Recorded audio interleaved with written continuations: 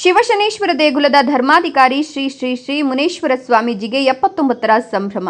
ಬಂಗಾರಪೇಟೆ ತಾಲೂಕಿನ ಮಾಗೊಂದಿ ಗೇಟ್ ಬಳಿಯ ಶ್ರೀ ಶ್ರೀ ಶ್ರೀ ಶ್ರೀ ಶಿವಶನೇಶ್ವರ ದೇಗುಲದ ಶ್ರೀ ಮುನೇಶ್ವರ ಸ್ವಾಮೀಜಿಗಳ 79ನೇ ಹುಟ್ಟುಹಬ್ಬ ಆಚರಿಸಲಾಯಿತು. E5 ನ್ಯೂಸ್ಗೆ ಸ್ವಾಗತ. ಸ್ವಾಮೀಜಿಗಳ ಕುಟುಂಬಸ್ಥರು, ದೇಗುಲದ ಅಪಾರ ಸಂಖ್ಯೆಯ ಭಕ್ತರು ಮುನೇಶ್ವರ ಸ್ವಾಮಿಗಳಿಗೆ ಕೇಕ್ ಕತ್ತರಿಸಿ, ಹೂವಿನ ಹಾರ ಹಾಕಿ, ಹಣ್ಣು ಹಂಪಲು ನೀಡಿ ಹುಟ್ಟುಹಬ್ಬದ ಶುಭಾಶಯ ಕೋರಿ ಆಶೀರ್ವಾದ ಪಡೆದರು.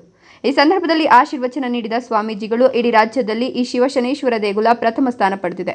ಪ್ರತಿದಿನ ನೂರಾರು ಸಂಖ್ಯೆಯಲ್ಲಿ ಭಕ್ತಾದಿಗಳು ದೇವಸ್ಥಾನಕ್ಕೆ ಬಂದು ದೇವರ ದರ್ಶನ ಪಡೆಯುತ್ತಿದ್ದಾರೆ. ಪ್ರತಿ ಶನಿವಾರ ವಿಶೇಷ ಪೂಜೆ, ಪ್ರಸಾದ ವಿನಿಯೋಗ ನಡೀತದೆ ಎಂದರು. ಪ್ರತಿ ಹಬ್ಬದ ದಿನದಂದು ಈ ದೇಗುಲದಲ್ಲಿ ವಿಶೇಷತೆ ಇರಲಿದ್ದು, ಭಜನೆ, ಹರಿಕತೆ, ಪ್ರವಚನ ನಡೆಯಲಿದೆ.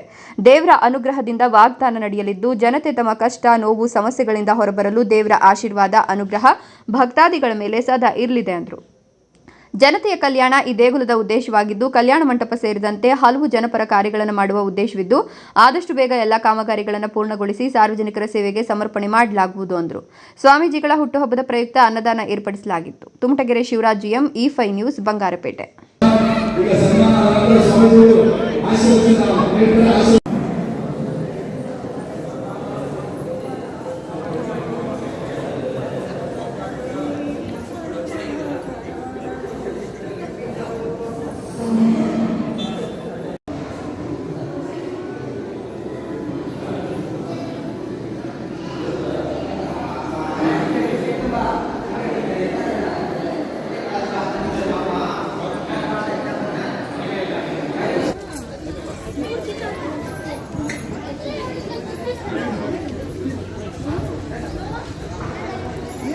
ತಾವು ದಯಮಾಡಿ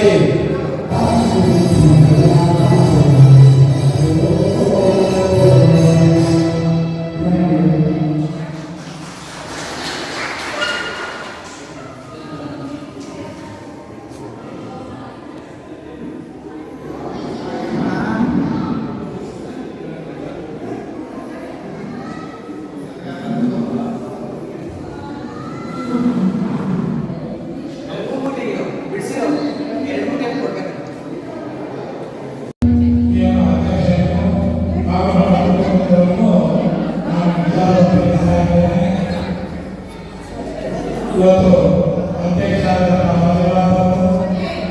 ಕಾರ್ಯದರ್ಶಿಯಾದ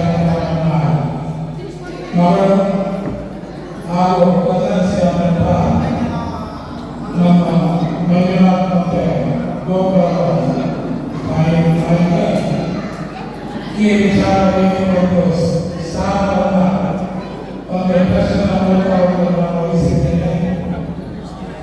ಇದರಲ್ಲಿ ಬಹಳ ಮುಖ್ಯವಾದ ವಿಚಾರ ಏನಂದರೆ, ಇದು ನನ್ನ ಇಂದಿನ ಸುಮಾರು ವರ್ಷಗಳಿಂದ ಆಗ್ತಾ ಇರತಕ್ಕಂಥ ವಿಚಾರ. ಈಗ ಕ್ಷೇತ್ರವನ್ನು ಅಭಿವೃದ್ಧಿ ಮಾಡ್ತಾ ಇದ್ದ ಲಕ್ಷಾಂತರ ಜನ ಬರ್ತಾ ಇದ್ದಾರೆ.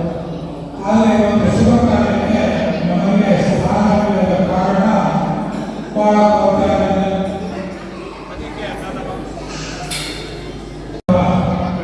ಭೂಮಿಯನ್ನ ಅವಳ ಹೆಸರಲ್ಲಿ ಬರೆದಿದ್ದೇನೆ. ಅವಳಿಗೆ 3 ಕೋಟಿ ರೂಪಾಯಿ ನಾನು ಸೇವೆಯನ್ನು ಸಲ್ಲಿಸಿದ್ದೇನೆ.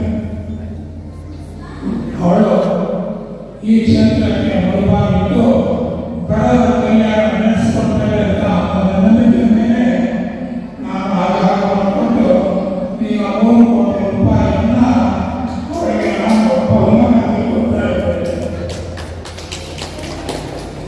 ಅವಳು ಧರ್ಮದ ಕಾರ್ಯ ಮಾಡಬೇಕು, ಬಡವರ ಕಾರ್ಯವನ್ನು ಮಾಡಬೇಕು, ಕ್ಷೇತ್ರವನ್ನು ಬೆಳೆಸಬೇಕು, ಬಡವರಿಗೆ ಶುಭ ಕಾರ್ಯವನ್ನು ಮಾಡಬೇಕಂತ ಒಂದು ರೀತಿಯಿಂದ ನನ್ನ ಮನಸ್ಸಿನಿಂದ ಭಗವಂತನ ಸ್ಮರಿಸಿ ಈಗ ನಾನು ಮನಸ್ಸು ಮಾಡ್ತಾ ಇದ್ದೇನೆ.